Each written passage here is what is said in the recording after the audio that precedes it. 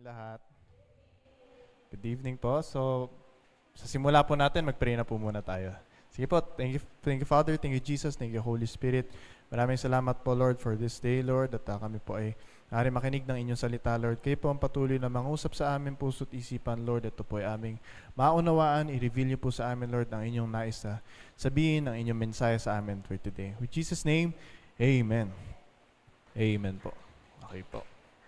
Punta na po agad tayo sa ating text for tonight. Matatagpuan po sa James chapter 1 verses 2 to 3.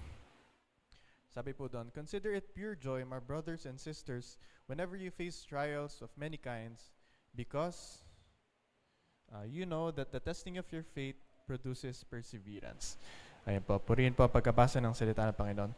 So ayun po ang ating text for today. Ang nagsulat po niya na ay si James. Ang una pong pahayag ni James ay isang encouragement sa mga taong magbabasa nito na suriin ang ating pagtanaw sa ating mga pagsubok sa buhay, ating mga trials, or i-evaluate the way we look at our trials sa ating buhay. So yun agad ang ito ay chapter 1 verses 2 agad. So ito yung sinabi niya, wala na agad warm up, diretso na agad sa punto. So wala na agad introductory, ito na agad yung una niyang pinunto. That consider it pure joy that whenever you face trial of many kinds, that your testing of your faith produces perseverance. So ito agad, nagsimula agad siya sa isang masasabi natin na very challenging na task para sa ating mga brothers and sisters in Christ. Very challenging kasi it is to find joy in the midst of your worst moments. Diba? Ilang beses natin naririnig yung magkaroon ng kagalakan, ikaw ay mag-rejoice sa iyong trials. Pero tuwing babasahin natin to para napakahirap unawain. Nung ito ay una kong nabasa, medyo nag-struggle rin ako, Lord, paano ba yun? And kasi very important rin sa atin na tayo lahat ay nakakaranas ng pagsubok sa buhay. So tingnan natin po yung verses na yan. So una, pinakita dito yung attitude. Pinakita ni James yung attitude, which is yung joy. And then second, sinabi niya sa mga magbabasa nito that mag-expect ka o mag-anticipate ka ng mga trials sa iyong buhay. Expectation ng trials. And then third, binigay niya yung reason why magkaroon tayo ng ganitong attitude, which is yung joy. So ang trials po ay part ng Christian experience, or part ito, kakabit ito ng sa buhay Kristiyano. Hindi naman sinasabing porket ikaw ay Kristiyano ay magkakaroon ka na ng problema. Ikaw ay may problema, lalong may problema nung ikaw ay wala pa kay Kristo. Ngayon ay na kay Kristo ka, hindi sinasabing ikaw ay exempted sa mga problema po, di ba? At kaya nga sabi ni Jesus, ni-remind niya sa kanyang mga disciples in John 16:33, ni-remind niya that in this world, you will have trouble. So I have told you these things so that in me, you may have peace. In this world, you will have troubles. But take heart, I have overcome the world. So ayun po, kaya nga, nire-remind ni Jesus sa kanyang mga disciples na magkakaroon ka ng problema, ikaw ay maging prepare sa mga trahedya na dadating sa iyong buhay, at ikaw ay wag ma-caught off guard pag merong mga sudden trials na nag-appear sa iyong buhay. So kaya ginamit ni James balikan natin yung James 1, kaya ginamit ni James dito ang whenever na word, whenever you face trial.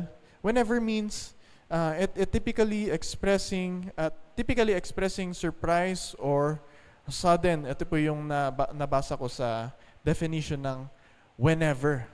Ibig sabihin, ito ay biglaan. At sinasabi yan sa kanya mga brothers and sisters, hindi na natin sabihin na disciples, kanya mga brothers and sisters na ikaw ay maghanda dahil merong mga trials na dadating, at ikaw ay huwag magulat dito. So when we endure adversity, pag tayo ay nag-endure sa mga trials, tayo ay perfected. Tayo ay namamature in the Spirit as believers through Christ. And in verse 3, kung titingnan natin yung verse 3, nilagay niya dito, beginning of his answer, why nire-require ng Panginoon o God would ask us to consider it joy pag meron tayo mga trials. So in short, ito ay all about faith. It's about trusting God. Ang pinapakita ni James dito, God wants us to respond sa mga trahedya, sa mga problema ng mga hardship sa ating buhay in a way na nagde-demonstrate ng ating pagtiwala sa ating Panginoon. Gusto niya makita na tayo ay, pag tayo ay nakakita ng trial sa ating buhay, makita ang pag-respond natin dito ng may kagalakan, knowing and believing that God is with us throughout the whole stages ng ating mga problema.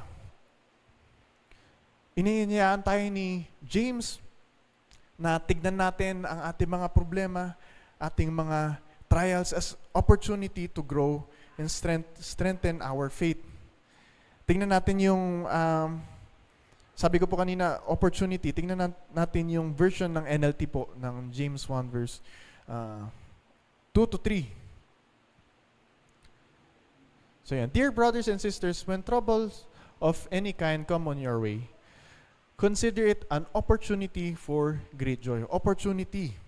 Ito ay isang malaking opportunity para tayo ay mag-grow. Ito ay room for us na magkaroon tayo ng much greater relationship sa Panginoon sa ganitong stages ng ating buhay. And that faith will produce o magpo-produce sa atin ng ability para i-endure o kayanin ang mga problemang ito.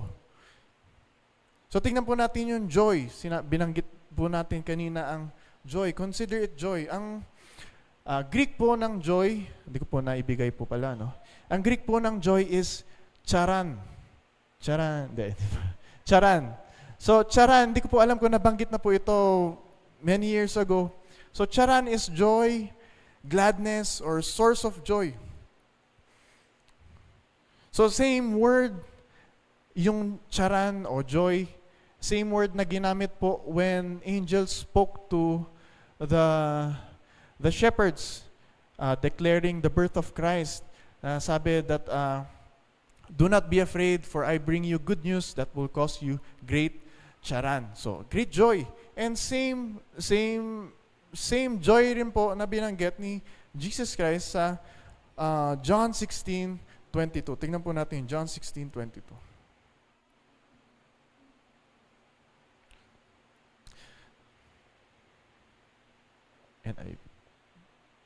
John 16:20 po pala. Sorry, Kuya Chris. Very truly I tell you, you will weep and mourn while the world rejoices. You will grieve, but your grief will turn to joy. Ayun po. Ayun po. Okay po. So, si Jesus po yung nagsasalita dito, kausap niya po yung kanyang mga disipulo, reminding them that kanyang mga followers that they will suffer persecution, these kinds of trials, habang sila ay nagfa-follow sa footstep ni Jesus. Sila ay mag-expect sa mga trials while nandito sila sa earth. So, ginamit dito yung world. So, pwede natin sabihin na yung world ay kasama dito ay yung prince of this world, which is si Satan.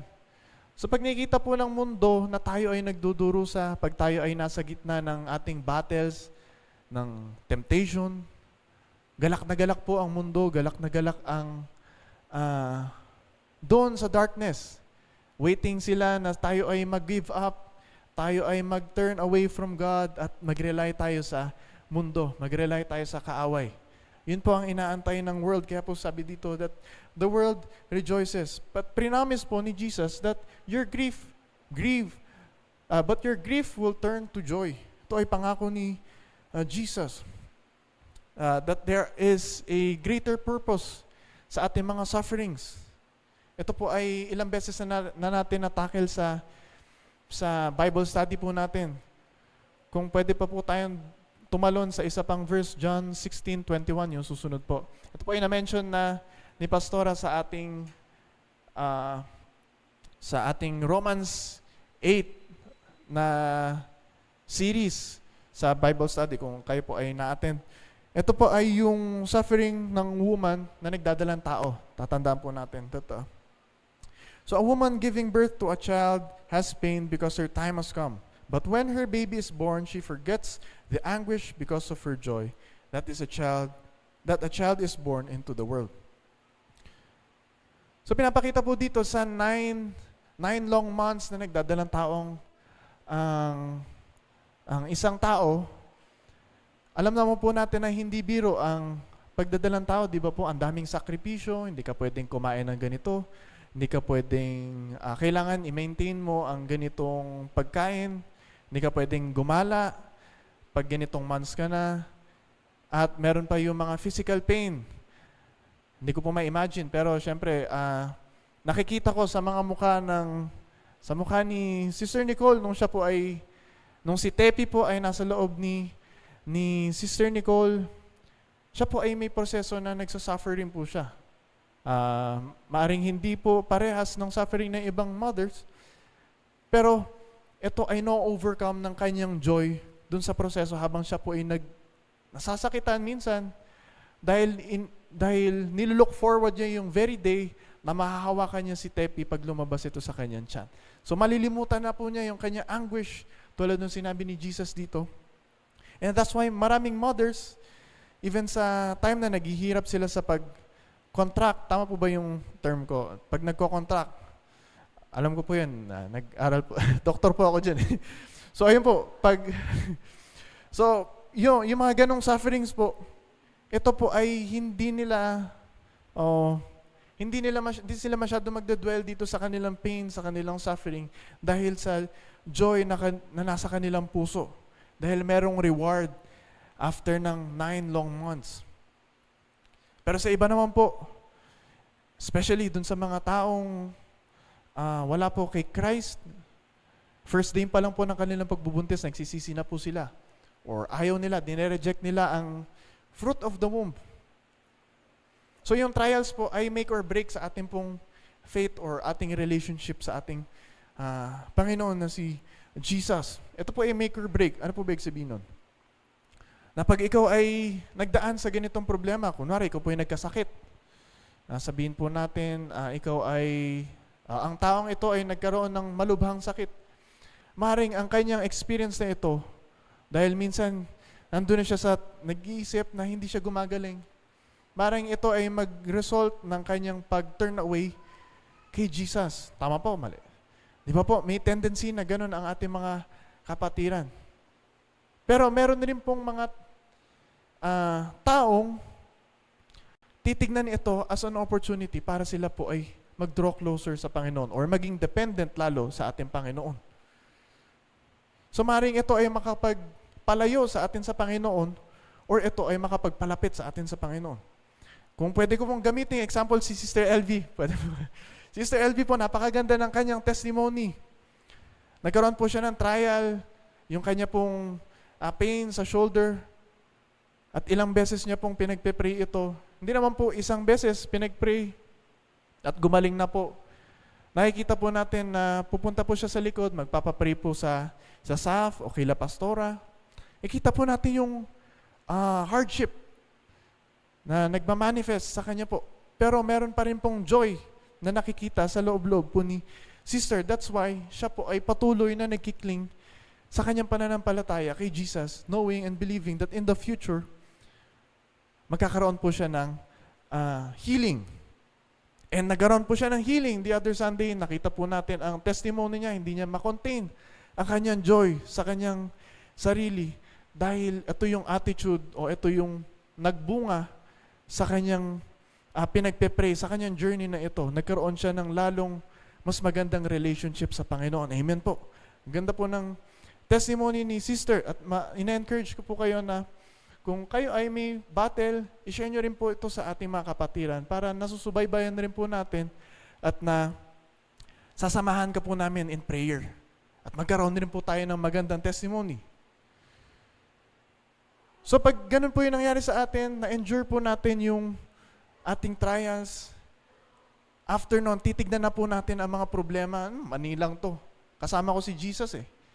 Magkakaroon na po tayo ng ibang attitude pag tinignan po natin ang mga problema dahil nakita natin or na-reveal sa atin kung paano kumilos ang ating Panginoon. That's why lumalakas po ang ating faith.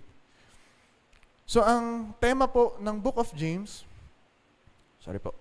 So ang tema po ng Book of James is na may deep care ang ating Panginoon sa ating faith, sa ating pananampalataya. Trusting Him, humble reliance sa ating Panginoon. And doon nga mismo, nagsisimula ang ating relationship sa ating Panginoon. Amen po. So, ating perseverance, the ability to keep trusting God sa times na hindi natin alam ang gagawin. Itong ability to trust God, itong perseverance ay mag-grow pag tayo ay nagpatuloy nanampalataya sa ating Panginoon in the process. So since our faith is the most important thing sa ating Panginoon, ito ay worth rejoicing. Di ba po? So knowing that ang testing ng ating faith, according dun sa James 1, that the testing of our faith produces patience, perseverance. Ang ating faith ay tested through trials, not produced by trials. Sabi nga po ng isang author na paborito po ng aking mga ading na si David Guzik po. Sabi po ni David Guzik, trials reveal what faith we do have, not because God doesn't know how much faith we have, but so that our faith will be evident to ourselves and to those around us. So during difficult times, during our trials, people reveal to us ang kanilang true character, true nature. Naniniwala po ba tayo doon na sa hirap ng buhay, nakikita kung ano yung tunay na anyo ng tao. Alam po natin yun, di ba? Narinig ko po siya kay Joker po sa Batman. Narinig ko po siya na in dying moments, people show you who they really are. So sa atin, during trials, during tough times, nakikita ang ating tunay na character. And also during these moments, nakikita o na-expose ang ating faith or lack of faith sa mata ng ating Panginoon. However, pag tayo ay nagput ng ating trust sa ating Panginoon, and our Father in heaven, He will unveil or reveal His character. He will reveal Himself unto you. Sa mga ganitong moments po sa ating hardships, nagkakaroon po tayo ng personal revelation from our God, sa ating Panginoon, na nagbibigay sa atin ng kagalakan. Ngayon po, kung tatanungin po natin siguro si sister, sino si Lord sa kanya, maaaring sabihin niya, si Lord ay Jehovah Rapha, my healer. Meron siyang personal revelation sa Panginoon dahil dun sa, ito ay outcome, dahil sa kanyang pag-persevere sa kanyang mga trials po. So meron pong maturing na nangyayari po sa ating soul. And ito po yung sinasabi ni James na sa suffering, ang ginagawa po ng suffering sa atin, it makes us less dependent sa mundo at nagiging dependent tayo sa Panginoon lalo. Ito po yung gusto mangyari ni James, and ito rin po yung gusto mangyari ng ating Panginoong Jesus. That sa mga ganitong moments, sa trying times, makikita na tayo ay lalong pumupunta sa Panginoon, hindi sa ating mga sariling ability. Kasi meron pong tendency ang mga tao, especially mga believers, to rely sa mundo. Mag-rely sa sarili mong pera, mag-rely ka sa iyong posisyon sa trabaho, o mag-rely ka sa iyong ability, believing yourself na ikaw ay makakabangon sa sarili mong problema. So, ito po yung opposite na sinasabi ni James sa atin. Pinupush niya sa atin na patuloy tayong tumingin sa mga problema natin na may kagalakan. Dahil ito po ay may magandang result, ito po ay magpo-produce ng perseverance sa atin. Hence, makakapagpa-strengthen ng ating faith sa ating Panginoon. So God is bringing us through a process na gusto niya mag-depend tayo sa Kanya. So application po today is very simple lang po. Do not worry and don't quit. Dahil ang Panginoon, ikaw ay minomold niya, ikaw ay gusto niyang mag-grow into something amazing. After mo makalabas dun sa tunnel o dun sa problema mo, ikaw ay magkakaroon ng growth dito. Ito ay pinapromise ng Panginoon sa atin. So long as ikaw ay magtiwala sa Kanya po. So kaya sa ating mga problema sa buhay, consider it an opportunity for great joy. Ayun lamang po, tayo po ay manalangin. Let's pray. Thank you, Father. Thank you, Jesus. Thank you, Holy Spirit. Thank you, Holy Spirit. Maraming salamat for this amazing wisdom, words of wisdom na nanggagaling po sa kay James. And I pray, Lord, that aming mga puso ay mag-draw near to you, Lord, especially sa mga times na hindi po namin alam ang aming gagawin, sa mga times na nag-aantay po kami ng napakatagal. At kayo po ang magbigay sa amin, Lord, ng kalakasan, ng ability to endure hardships, believing, Lord, that sa simula at sa dulo po, kayo po ay nandyan, working within our midst, Lord. And if there's anyone, Lord, in this room o sa amin, na nakikinig sa amin tonight, Lord, na naglalakad sa problema, suffering, at sa hardship, nawa, Lord, sila po ay hindi magpanik. Nawa, Lord, ang una po nilang gawin ay mag-rely sa inyo, manalangin po sa inyo, at magkaroon po sila ng kagalakan, knowing, Lord, that kayo po ay nandyan sa kanila, Lord. At kayo po ang patuloy na magpalakas ng aming faith. Give us the ability to endure any trials, Lord. At ma-reveal niyo po sa amin, Lord, ang inyong sarili base, Lord, sa inyong nais, Lord, sa amin. At may thank you, we worship you in Jesus' name, amen.